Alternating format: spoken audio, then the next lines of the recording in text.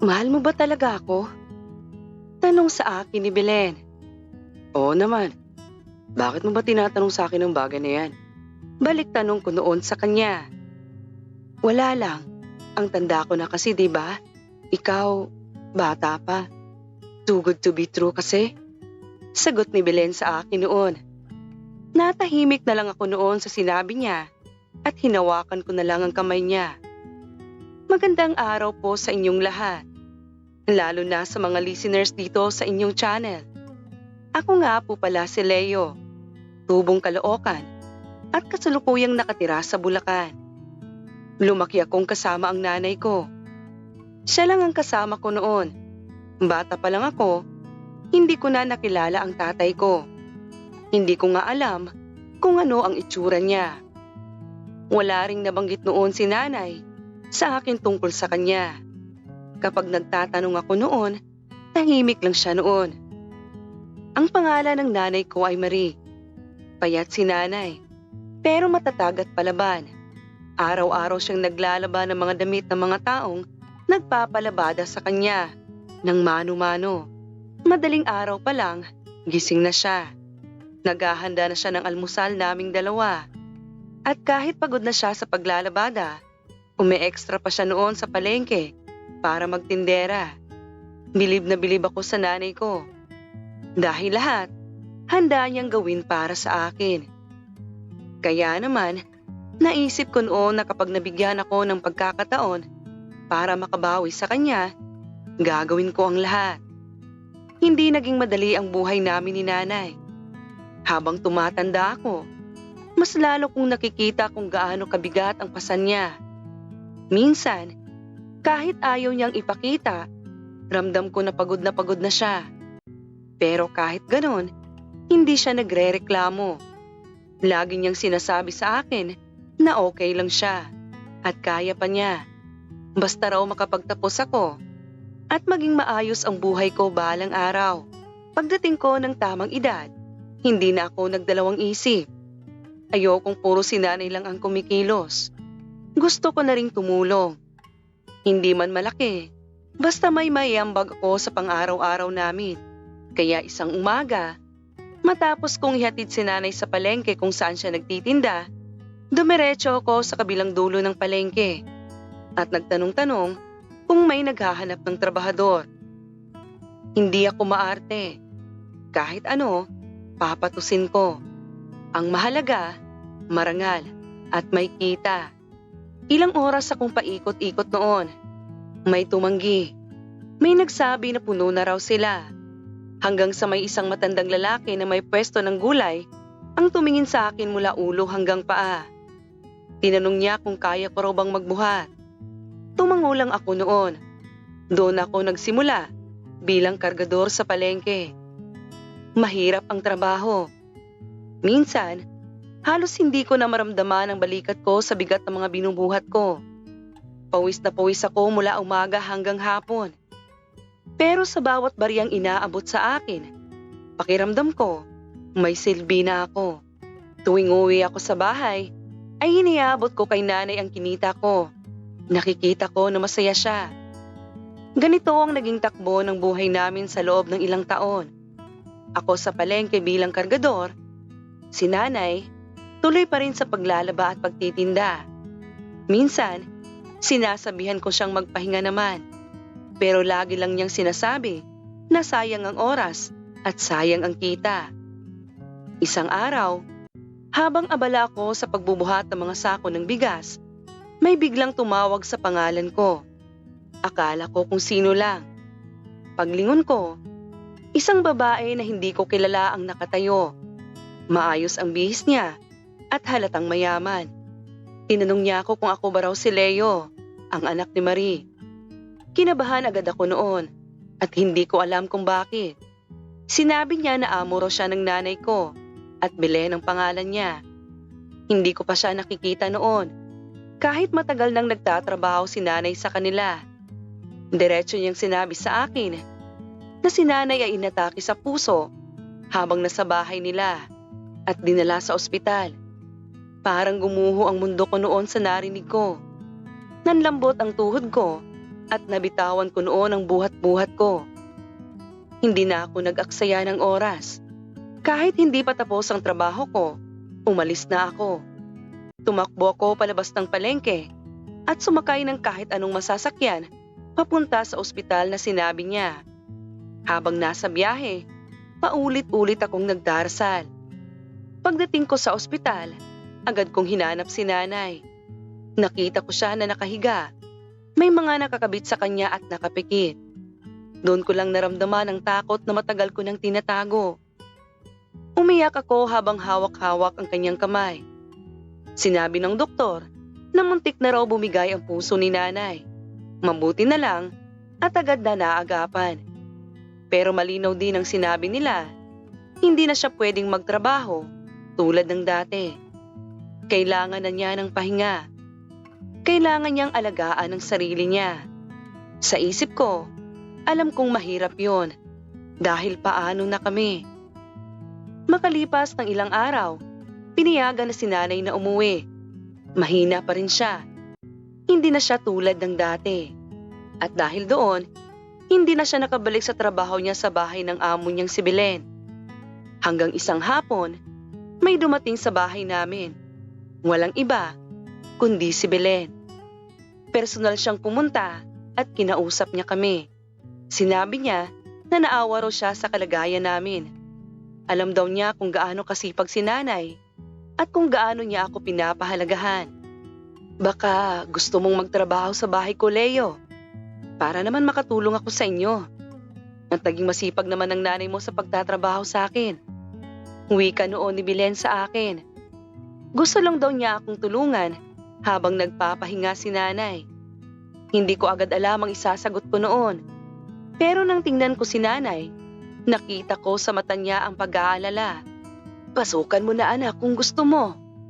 Wika ni nanay noon sa akin. At doon, tinanggap ko ang alok. Hindi dahil sa awa, kundi dahil sa pagkakataon na binigay sa akin. Isang pagkakataon na kahit papaano, makabawi ako sa nanay ko. Mula noon, nagbago ang takbo ng buhay ko. Hindi ko alam noon kung ano ang naghihintay sa akin sa bahay ni Belen. Pero isa lang ang sigurado ako noon. Gagawin ko ang lahat para sa nanay ko. Tulad ng ginawa niya para sa akin mula pa noong bata ako. Nang unang araw ko sa bahay ni Belen, doon ko talaga nakita ang layo ng buhay namin sa buhay niya. Malaki ang bahay niya, malamansyon, may gate, may bakuran, at may sariling garahe na maraming kotseng nakaparada. Tahimik ang paligid. Hindi tulad sa amin na rinig mo ang kapitbahay kahit madaling araw. Sa loob ng bahay, malamig dahil sa aircon at di mo mararamdaman ang init ng araw. May mga gamit na dati sa TV ko lang nakikita. Habang naglilinis ako ng sala, hindi ko maiwasang mapatingin sa mga gamit. Malalambot ang sofa, malalaki ang TV, at may mga frame ng picture na halatang mahal. Doon ko unang naisip na sobrang yaman pala ni Belen. At doon din pumasok sa isip ko ang isang bagay na hindi ko lubos maisip na magagawa ko. Doon ko naisipang akitin si Belen at paibigin ito para hututan ng pera. Hindi ko ipinagmamalaki sa inyo ang nagawa kong yon dahil alam kong mali. Pero sa sitwasyon namin noon, wala akong ibang nakitang mabilis na paraan para kumita ng malaking pera. Si nanay, hindi pa rin pwedeng magtrabaho. Ako lang ang inaasahan niya. Ang sahod ko kay Belen sapat lang para sa araw-araw. Pero paano ang gamot? Paano kapag bumalik ang sakit niya? Kaya naman, wala na akong ibang naging choice na naisip noon. Tahimik lang ako sa umpisa. Ginagawa ko ang utos niya. Nagwawalis, naglalaba, nagluluto ng simpleng ulam kapag wala ang cook niya. Si Belen, madalas nasa bahay lang. Bihira siyang lumabas. Nanonood lang siya ng TV. Minsan nagbabasa. Minsan nakaupo lang sa sala na parang may iniisip. Napansin ko rin na madalas niya akong tingnan noon. Kapag nagkakasalubong ang mga mata namin noon, agad siyang umiiwas. Doon ko naisip, na magiging madali lang sa akin ang paibigin siya. Isang hapon, habang nagayos ako ng mesa, bigla siyang nagsalita. "Leo, pagod ka na ba?" Biglang tanong niya sa akin. "Hindi naman, kaya ko pa naman." Sagot ko noon sa kanya. Ngumiti siya. "Masipag ka, no? Parang nanay mo." Wika niya sa akin at matamis na ngumiti. Doon ko sinimula ng pagiging malapit sa kanya. Hindi pilit, hindi halata. Kapag may pagkakataon, kinakausap ko siya. Kinukwento ko ang buhay namin. Kung paano kami nagsimula. Kung gaano kasipag si nanay. Hindi ako nagsinungaling. At totoo lahat ng sinasabi ko noon sa kanya. Pinili ko lang sabihin sa kanya ang mga salitang alam kong maahawa siya. Minsan, siya rin ay nagkukwento. Tungkol sa asawa niyang matagal nang wala. Wala raw silang anak. Mag-isa lang daw siya sa bahay. Doon ko nakita ang lungkot sa boses niya. Doon ko naramdaman na hindi lang pala siya mayaman, kundi mag-isa rin siya.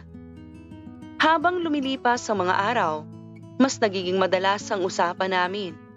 Minsan, tinatawag niya ako para samahan siyang uminom ng kape. "Kahit sandali lang, samahan mo ako dito. Bored kasi ako." Wika niya sa akin. Hindi ako tumanggi noon.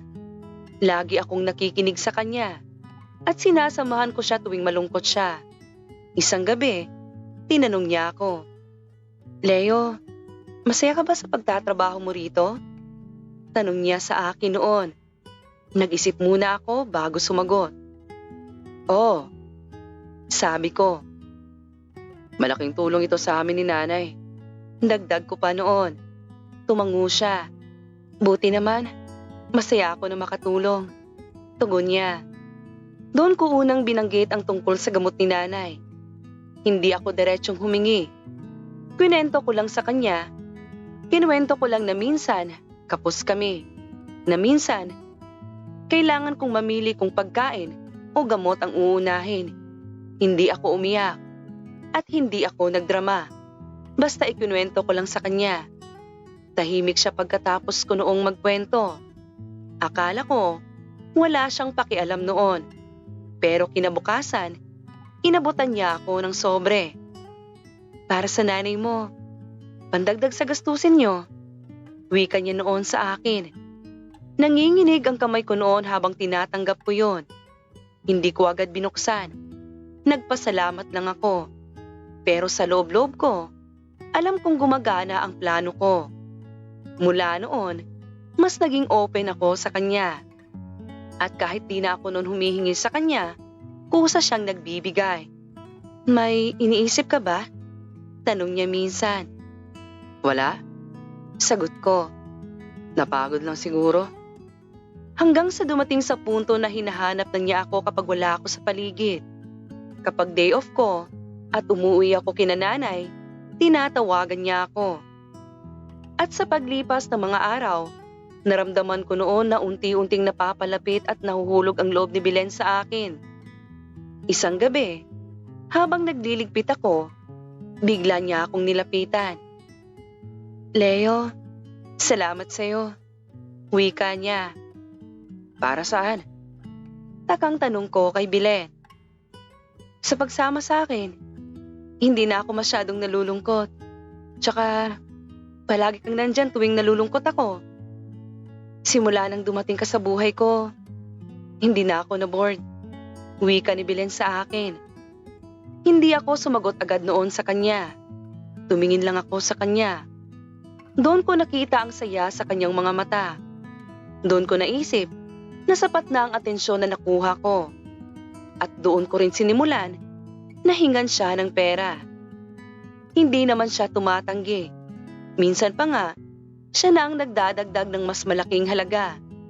At sa bawat pagtanggap ko ng pera, nakakaramdam din ako noon ng konsensya. Pero kapag naalala ko kung gaano kahirap ang buhay namin, iniisip ko na lang na iyon ang idahilan sa sarili ko. Hindi ko alam kung hanggang saan yun noon aabot. Hindi ko alam kung tama ba ang ginagawa ko noon.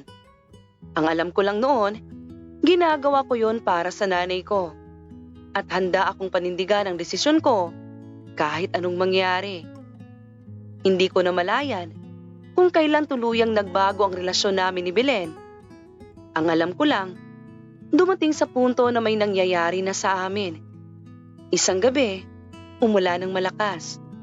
Brownout sa buong lugar. Tahimik ang bahay. Kandila lang ang ilaw namin. Naupo siya sa tabi ko sa sofa. Ramdam ko ang lamig ng hangin at ang init ng katawan niya. At doon, bigla siyang nagsalita. Leo, hindi ko alam kung bakit. Pero, iba ang pakiramdam ko kapag kasama kita. Wika ni Belen sa akin. Hindi ako agad sumagot noon. Tumingin lang ako sa kanya. Kita ko ang kaba sa mukha niya. Mahal kita. Dagdag niya pa sa mahinang boses. Doon ko siya niyakap.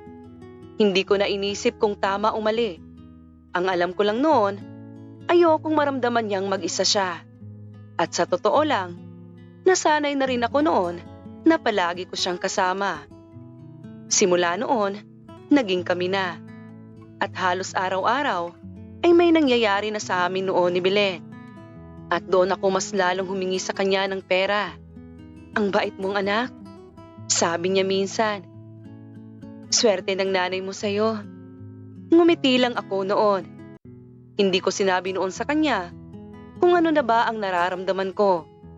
May bahagi sa akin noon na masaya dahil naging madali na lang sa akin ang pera sa tulong ni Belen. Pero may bahagi rin sa puso ko na nakokonsensya sa mga ginagawa ko kay Belen, sa paggamit ko sa kanya. Pero iniisip ko na lang noon na pareho lang kaming nakikinabang. Sa paglipas ng mga araw, ayaw ko mang aminin noon sa sarili ko, pero naging mahalaga na rin sa akin noon si Belen. Hindi dahil sa pera niya, kundi dahil naramdaman ko ang pagpapahalaga niya sa akin. At sa paglipas ng mga buwan, naging maayos ang relasyon namin. At masasabi kong buo ang tiwala ni Belen sa akin. Buong akala niya, totoo lahat ng ipinapakita ko sa kanya noon. Na mahal ko siya simula pa noon. Hindi niya alam na nagsimula iyon sa plano. Pero sa gitna ng lahat ng iyon, alam kong may nararamdaman na ako para kay Belen. Hindi ko na alam kung kailan nagsimula iyon. Basta alam ko, nasasaktan na ako kapag nasasaktan siya. Masaya ako kapag masaya siya. Isang araw, nagulat ako nang sabihin niyang gusto niyang dalawin si nanay. Matagal ko na siyang gustong makita. Sabi niya, gusto kong malaman kung kumusta na ang nanay mo. Dagdag pa niya sa akin. Kinabahan ako noon, pero pumayag ako. Sige, simple lang ang bahay namin. Di gaya ng bahay mo. Sagot ko sa kanya. Okay lang. Sagot niya. Hindi naman mahalaga yon. Hanggang sa dumating ang araw na yon. Hindi niya sinabi noon sa akin kung kailan siya pupunta. Buong akala ko noon ay sabay kami. Pero nagkamali ako. Hindi ko inaasahan ang sumunod na nangyari. Isang hapon, day off ko. Nasa bahay ako ni nanay. Nagtitimpla ako ng kape niya habang siya naman ay nakaupo sa bangko sa may kusina. Tahimik lang kami noon. Alam kong may gusto siyang sabihin. Anak, panimula niya sa mahinang boses. Hanggang kailan ba yung plano mo? Dagdag pa niya. Alam ko na agad ang tinutukoy niya. Hindi ko na siya tiningnan. Inilapag ko na lang ang tasa ng kape sa mesa. Nanay, ginagawa ko to para sa'yo. Sagot ko sa kanya. Para sa gamot mo. Para hindi ka na magtrabaho. At para matustusan ang mga pangangailangan natin. Paliwanag ko sa kanya. Umiling siya. Hindi ko hinihingi yan. Ayokong may nasasaktan dahil sa akin. At Leo, hindi kita pinalaki para manloko ng kapwa mo. Maluhaluhang sambit ni nanay sa akin. Napabuntong hininga ako. Hindi ko naman siya sinasaktan, nanay. Tumayo siya kahit hirap. Lumapit siya sa akin at hinawakan ng braso ko. Anak, nagsimula yan sa panluloko. Alam ko, at ramdam ko na mali yan. Wika ni nanay noon sa akin. Hindi ako nakaimik noon dahil alam kong tama siya. Kung may konting konsensya ka pa, dagdag niya, tigilan mo na. Hindi ko kakayanin ang anak ko ay nabubuhay sa panloloko. Kawawa naman si Belen. Wika ni nanay. Doon ako napatingin sa kanya. Nanay, mahal ko na siya. Tahimik siya sandali. Kita ko ang lungkot sa mata niya. Kung totoo yan, sabi niya, mas lalong dapat itigil mo ang pagsisinungaling. Sabihin mo na lang sa kanya ang totoo bago pa niya malaman mula sa iba. Wika sa akin ni nanay noon. Hindi ko na nasagot yon. Dahil sa totoo lang, hindi ko rin alam ang gagawin ko noon. Hindi ko rin alam ang gagawin ko ng mga oras na yon. At doon nangyari ang hindi ko inaasahan. May narinig kaming ingay sa labas. Akala ko, kapitbahay lang. Pero may kumatok sa pinto. Mabagal na lumapit si nanay. Nang buksan niya, parang huminto ang mundo ko. Doon ko nakita si Belen. Nakatayo siya. Maayos ang bihis. May hawak na prutas. Pero nakita ko ang lungkot sa kanyang mga mata. Alam ko na agad na narinig niya ang panloloko ko sa kanya. Parang binuhusan ng malamig na tubig ang katawan ko. Tahimik ang paligid. Rinig ko ang tibok ng puso ko. Nakatingin lang si Belen kay nanay. Tapos sa akin. Mabagal niyang ibinaba ang hawak niyang dala. Panloloko? Ulit niya habang nanginginig ang boses. Lumapit siya sa akin. Leo, ano tong narinig ko? Kunot noon niyang tanong sa akin. Gusto kong magsalita pero walang lumalabas sa bibig ko. Si nanay ang unang nagsalita. Pasensya na, sabi ni nanay. Hindi ko na kayang manahimik. Napailing si Belen. Ibig mong sabihin, lahat ng yun, hindi totoo? Tama ba, Leo? Naluluhang tanong sa akin noon ni Belen. Lumapit ako sa kanya. Belen, pakinggan mo muna ako, please. Pakiusap ko sa kanya. Pero umatras siya. Nakita ko ang galit at sakit sa mga mata niya. Gaano katagal mo na akong ginagamit? Tanong niya. Simula pa lang ba? Plano mo na? Tanong niya pa. Tumango ako. Hindi ko na kayang magsinungaling pa, kaya inamin ko na ang totoo. Napahawak siya sa dibdib niya. Akala ko mahal mo ako. Umiiyak niyang sambit. Mahal kita. Sagot ko agad. Hindi ko na rin alam kung kailan nagbago. Pero mahal kita. Totoo yun. Paliwanag ko sa kanya. Mahal? Ganyan bang pagmamahal sa'yo? Ginagamit? Tanong ni Belen sa akin. Lumuhod ako sa harap niya. Patawarin mo ako. Ginawa ko yun dahil desperado ako. Pero nagbago na lahat ng yun. Ikaw na ang pinili ko. Hindi ang pera. Sambit ko sa kanya. Umiling siya. Huli na, Leo. Sabi niya na puno ng sakit. Tumingin siya kay nanay. Salamat sa pagiging totoo. Pagkatapos ay tumingin ulit siya sa akin. Ayoko na. Ayoko nang makita ka. Baling niya sa akin at umalis siya. Hindi ko na siya sinundan. Hindi ko alam kung bakit. Siguro dahil alam kong wala na akong karapatan. At sa totoo lang, nasaktan ako noon dahil sa sarili kong kagagawan. Ilang araw akong tulala. Hindi ako bumalik sa bahay niya. At hindi ako pumasok. Ilang linggo ang lumipas. Tinawagan niya ako ng ilang beses. Pero hindi ko sinagot. Nahihiya ako. Natatakot. At hindi ko alam kung anong sasabihin ko sa kanya. Si nanay naman, tahimik lang. Pero isang gabi, nagsalita siya. Masakit ba? Tanong niya. Tumango ako. Yan ang kapalit ng panloloko. Sabi niya noon sa akin. Pero kailangan mo yan para matuto. Dagdag pa ni nanay. Lumipas sa mga araw. Sinubukan kong maghanap ulit ng trabaho. Bumalik ako sa palengke. Bumalik ako sa pagbubuhat. Hanggang isang araw, may dumating na sulat. Hindi ko na kailangang basahin ang pangalan dahil kilala ko agad ang sulat kamay. At doon ay binasa ko yon. Leo, galit pa rin ako. Masakit pa rin. Pero araw-araw kitang naiisip. Hinahanap-hanap kita. Hindi ko alam kung bakit. Pero mahal pa rin kita. Kung totoo ang sinabi mo noon, bumalik ka. Kung hindi, huwag mo na akong hanapin. Iyan ang laman ng sulat. Matagal akong nakaupo noon habang hawak ang sulat. Nanginginig ang kamay ko. May parte sa akin na gustong tumakbo pabalik sa kanya. Pero may parte rin sa akin na nagsasabing hindi ko na dapat sirain ulit ang buhay niya. Kinagabihan, tinanong ako ni nanay kung bakit tahimik ako. Inaalok niya akong bumalik. Sabi ko kay nanay. Tumingin siya sa akin. Ano ang gusto mo?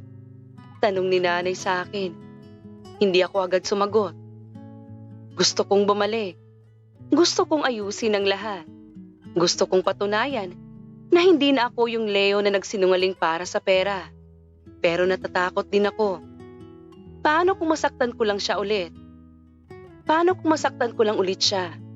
Paano kung sa huli, hindi pa rin sapat ang pagmamahal ko? Hindi ko alam ang sagot. Hanggang ngayon, hawak ko pa rin ang sulat niya. Araw-araw kong binabasa. Araw-araw kong tinatanong ang sarili ko. Araw-araw kong tinatanong ang sarili ko. Tama pa ba na bumalik ako kay Belen? Kahit nagsimula ang lahat sa kasinungalingan? O mas mabuti nang lumayo ako kahit mahal ko na siya para hindi na siya masaktan ulit? Hanggang ngayon, wala pa rin akong sagot.